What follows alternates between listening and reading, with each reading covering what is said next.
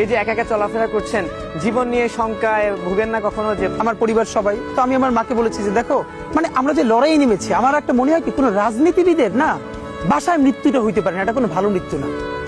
যিনি রাজনীতি করেন, যিনি লড়াই করেন, যিনি বিপ্লবী, যিনি সংগ্রামী, তার মৃত্যুটা হবে একটা সংগ্রামের মধ্য দিয়ে, একটা রাজপথে, একটা গ্লোরির মৃত্যু।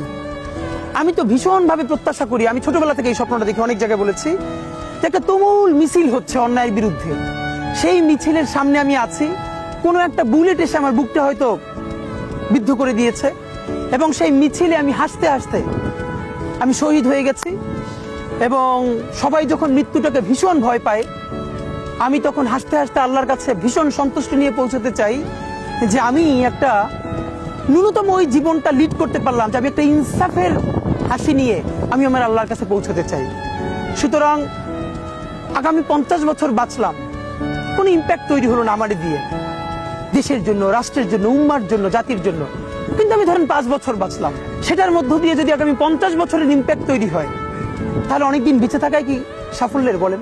শহীদ প্রেসিডেন্ট জিয়াউর রহমান কয়টা দিন বেঁচেছেন, কিন্তু ভাবেন আজকে পর্যন্ত উনি আমার অনুপ্রেরণা। হাঁটতে হাঁটতে আমার পা ফুলে যায়।